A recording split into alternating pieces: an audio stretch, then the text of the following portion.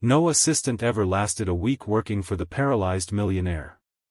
The stories around town were almost legendary.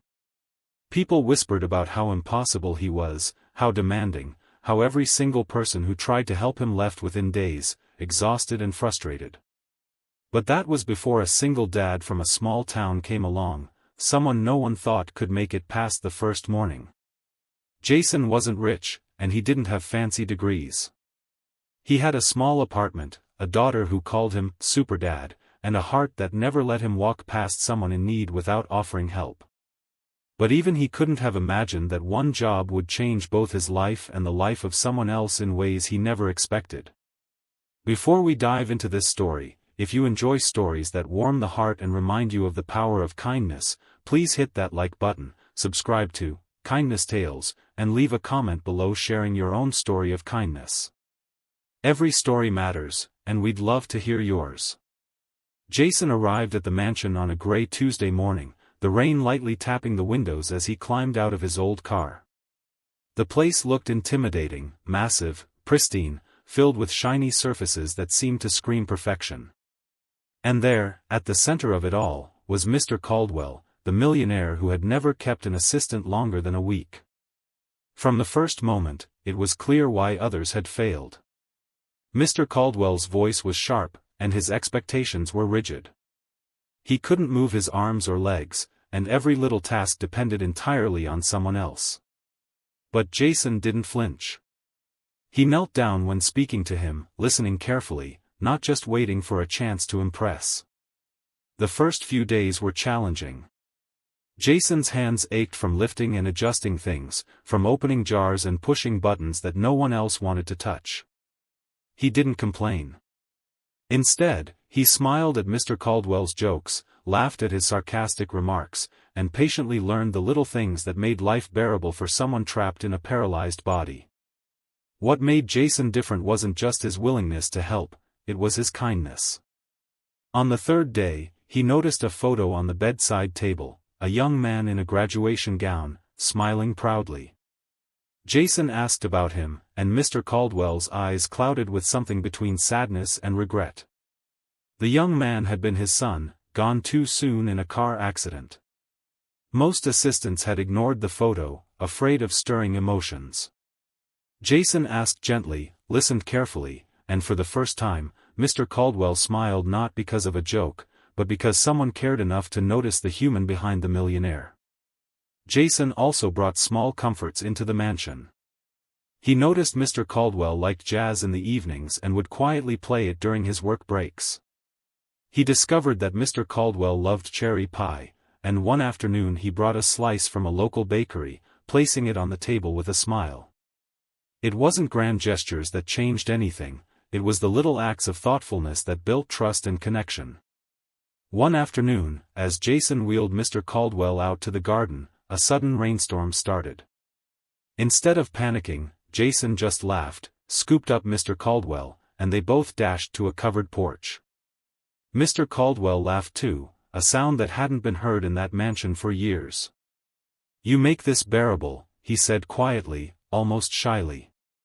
Jason just shrugged, "I'm just treating you like anyone else deserves to be treated, with a little kindness and patience."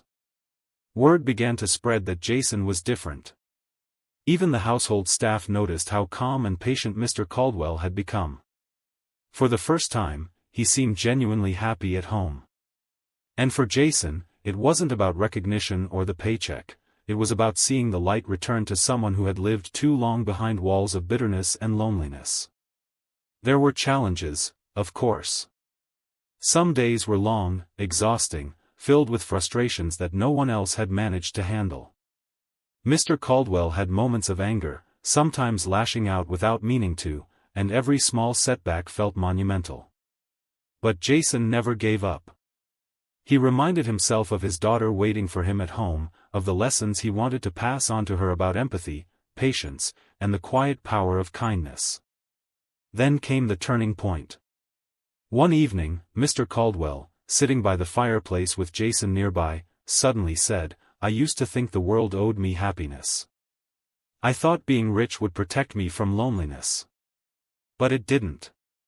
Not until someone like you reminded me that it's the simple things that matter. Jason didn't respond with grand words. He just smiled and said, "Sometimes the world is kinder than we expect, if we let it be."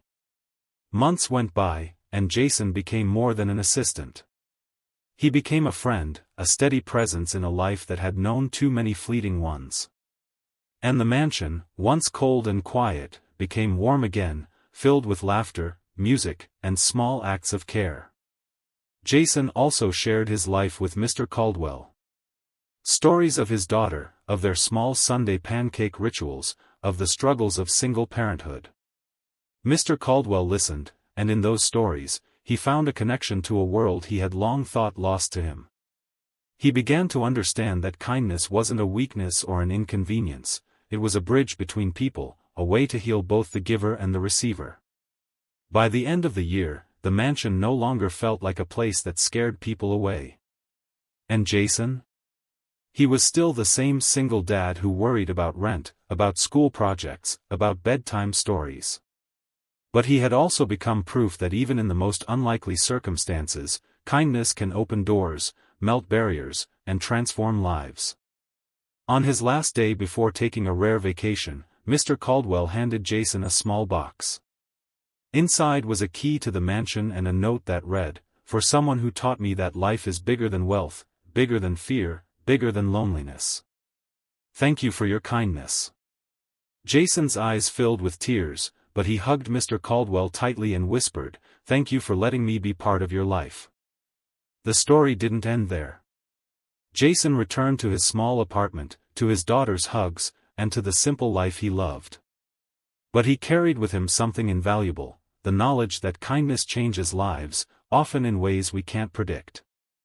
Mr. Caldwell continued to thrive, learning to give kindness back to others in ways he had never imagined. And for anyone watching, the message is clear: sometimes, the smallest acts of care, the patience in a moment of frustration, the smile offered to someone in pain, can be the spark that changes everything. So, the next time you hesitate to offer help, to listen, to smile, or to share a small act of generosity, remember Jason and Mr. Caldwell. Kindness doesn't have to be grand to be powerful. It doesn't need recognition. It doesn't need a reason.